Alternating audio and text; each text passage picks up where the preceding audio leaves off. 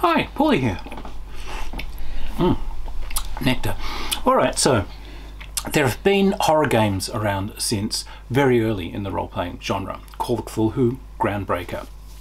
And Call of Cthulhu brought in a mechanic in the game to try and capture the feeling of horror and terror, and particularly the loss of sanity that was part of H.P. Lovecraft's work.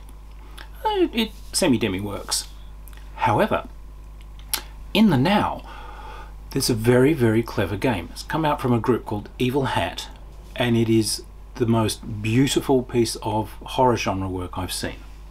It's called Don't Rest Your Head. You can find it on Drive-Thru online, slender volume. There is a supplemental, Don't Lose Your Mind. We'll get into that in a minute. This is, absolutely not exaggerating, genius. This is a brilliant piece of design work. These little pages just have some incredible conceptual work in them, and it's easy to teach, and genre-wise it's great. So this is a game of wandering into a nightmarish dreamscape. Now, the basis for it sort of says that your character, you haven't been sleeping. For some reason, insomnia has been coming in. You've spent days in a frenzy not sleeping, and suddenly something clicks. And now you see a whole new section of the world that you never saw before. This nightmarish kind of a twisted cityscape laid over where you live. This whole extra avenues and corridors and things you can go into. These strange, horrifying sort of beings just living there, living their own kind of dream logic worlds. And you can see them now. But the downside is they can now see you. So the big problem in this game for the character is you mustn't fall asleep, because if you do, they know that you can see them, and when you're asleep they can come and get you. So you're trying to stay awake. Now that's the basic setup, but you can roll this over into other nightmare setups. They have alternatives in there. So let us say you wanted to play something based on Silent Hill. If you remember the old games or the movie they made of it, someone gets drawn into this weird, horrible nightmare world which shifts and changes and has rules they don't understand, and these nightmarish creatures swarm around and everything. This is the game that you would use to run that in. So, unlike many games, there's almost no characteristics in it. You have discipline, and you start off with like 3 points of discipline. The basic structure of the game, it's a dice pool game, fairly small dice pools. So when you are trying to achieve some kind of result, you are rolling on your discipline dice. 6-sided dice, 1s, 2s and 3s are hits. You are looking for at least one hit for something to have vaguely gone right. 2 hits and it goes all right. But most of the time you're rolling against the actual umpire, and they are running the world that's there trying to stop you. You actually don't roll that often. But there are a series of questions that you use to make your character, rather than characteristics. They've got these questions. What's been keeping you awake? What lies behind you? What lies in front of you? What drives you onwards? Again, let's take something like Silent Hill. You've lost your little girl and so on, so it's like, what's been keeping you awake? Despair over my marriage. Okay, what's been, and my child, you know, so what's driving me on? My little girl's gone. Right, what lies behind? Some kind of mystery about this little girl's background. We don't know, there's something strange or satanic about this girl's background. Okay, what lies in the future? Well, I'm hoping to get my child back. So these questions drive the entire scenario on. They're your character. Everyone gets 3 discipline. And here comes the sort of clever thing. You have different coloured dice.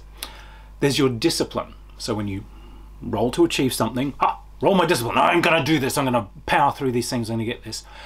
But there's also exhaustion.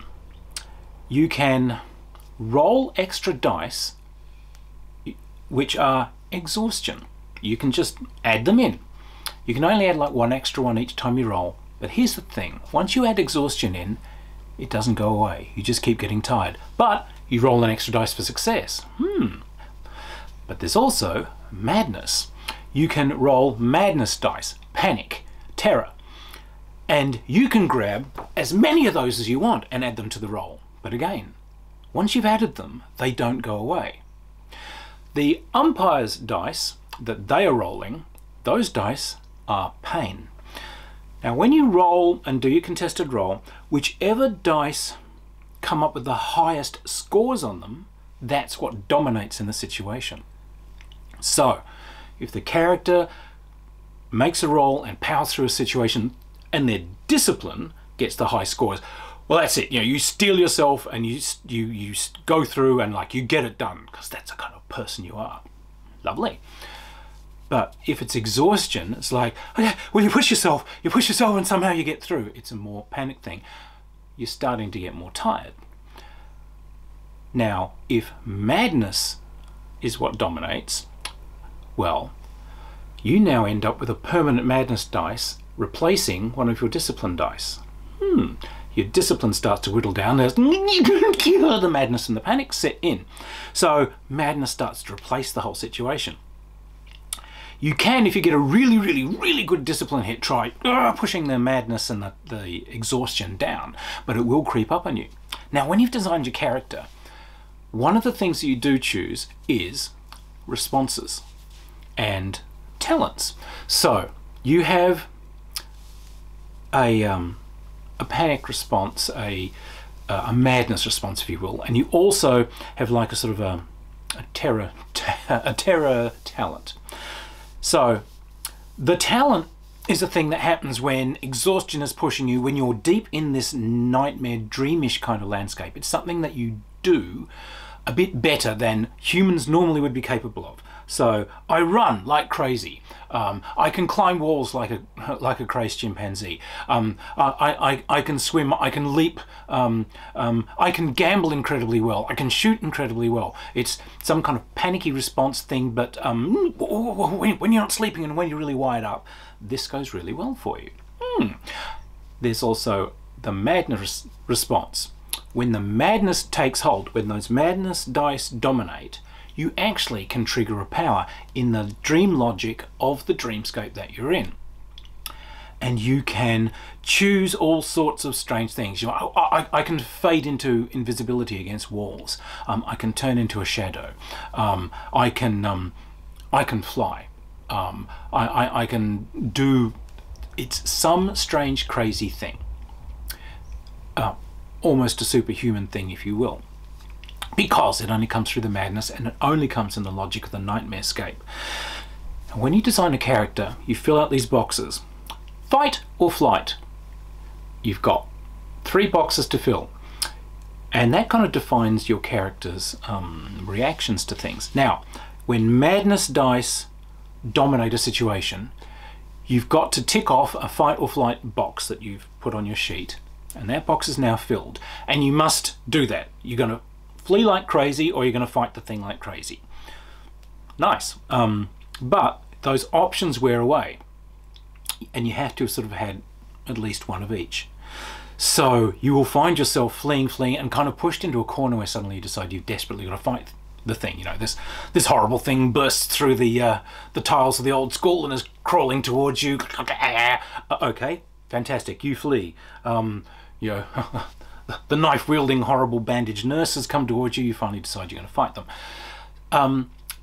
Again, when high discipline kicks in, you get these abilities that let you kind of maybe get some of those options back, maybe whittle some of the madness back, although you always stay slightly mad once you let it creep in. There's also some other resource management. There are 2 bowls and just a bunch of change. And in one of these bowls, you know, usually the black one, that is the bowl of despair. And what the umpire does is, there's some coins in there, and they can spend one of those coins, and when they spend one of those coins, they change one of the dice that's been rolled to make something into a 6, or to remove a 6 that the player has rolled. So in other words, they can massage that response. If you rolled really good discipline, and you had some madness in there, well, the umpire can kind of remove the 6 from your discipline and make madness kick in. So this is happening. However, whenever they spend one of these despair coins, it goes into another bowl, and that's hope. And the player or players can draw on hope to do things. They can draw on it to get extra dice, they can draw on it to get clues, they can draw on it for desperate escapes and so forth. So as the umpire kind of does the crush and makes this way more tense and starts massaging the system so that madness and exhaustion start crushing in on people, these guys start frantically scrabbling for hope to try and get forward. So it's not just mechanics, it's actually things that force you into some really interesting bits of play, and you start really worrying about how you're going to face things. Like your options are starting to disappear, your character's starting to be dominated by exhaustion, by panic, by all these things. Now, if your fight and flight reflexes are completely drained out of you, if your discipline completely drains out of you, you become part of the nightmare scape. You're an NPC now. You're part of the nightmare. End of game. If you succumb to exhaustion and fall asleep, the things might get you because you're helpless and they can see you. However, if you've got companions, or if you've somehow set yourself up in a place where you can protect yourself, guard yourself, somehow you might get away with it. But the nightmare scape will have changed a bit. So, incredibly clever play. No characteristics, there's no strength, there's no dexterity, there's no intelligence, it's just these things that define you. And those things can define you in all kinds of crazy ways, like what's been keeping you awake. So you could choose to pick something that's, I can see it, I can see it when I'm starting to fall asleep, I see the thing that's watching me. So I don't want to fall asleep, it'll get me.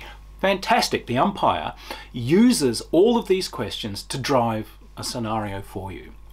So, in the basic book here, what they've done is they've set up this whole thing, the Mad City. This is an alternative kind of dreamscape city that's layered over ours, and there's these horrible things, these sort of paper boys, these creatures of paper that peel off the walls, these horrendous living shadows, these sort of huge faceless creatures with big teeth and so on. And, the scenario bits and pieces that they've got in there as examples are great as they're trying to show how the skills work. It'll be like, right, so Bob's now caught in this horrendous circus and he's gambling with these people. So he's just bet the memory of his child's laughter to try and get back the piece of his soul that this thing stole off him previously. Those are the stakes. He can't quite do it, but he's going to use madness to bring in enough dice to try and win the gambling thing. So really interesting play. And on top of that, they've given you guidelines for designing your own worlds. Like I said, Silent Hill or some kind of hideous dreamscape, Cthulhu Dreamlands, these sorts of things. Perfect for this. So they also created Don't Lose Your Mind, an unusual book. It flips over, Don't Lose Your Mind. So it goes one way and then it reverses over. And these are great because what they've done is it's an A to Z of things. Essentially, those questions like what's keeping you awake or powers and things like that. It's giving you these things that you can have a look at as kind of story tags for your own character and get some inspiration.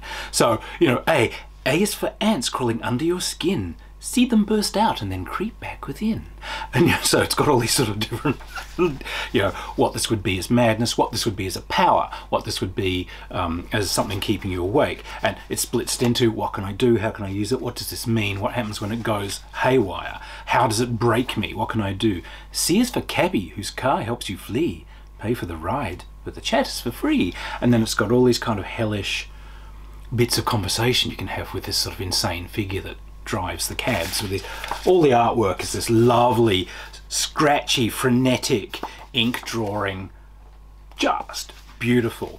And then in amongst these wonderful A to Z, they've got some extra game bits, how to utilize madness in the game, how to crank it up, how to bring this really home. So look, this is a brilliant game. The mechanics, great. Sounds a little complex, but no, it isn't. You're just rolling dice, and whichever ones dominates the situation, and there's just crisp, clear rules for what happens if discipline dominates, madness dominates, exhaustion dominates, pain dominates. So it wears you away, but then you reach for that hope which drives you on. So it's got this kind of exhausting, clawing your way forward sort of thing. Absolutely fantastic. Costs very, very little. It's just these 2 books up there on drive-through. Absolutely go and look at it. Look, if you are keen on the horror genre and you're looking for a game to either use as is or adapt those mechanisms into what you want to do, you could adapt this through into a Call of Cthulhu kind of setting, and I think would make it a lot more frenetic, a lot more creepy. But in particular, design your own setting. They've got a list of inspiration that you might want to look at, a lot of sort of Neil Gaiman stories and things like that that people might want to take a look at. So there's some great inspiration there. Absolutely go and find this thing and take a look. I think you'll be absolutely delighted. It's a 5-star game. So check it out. Cheers.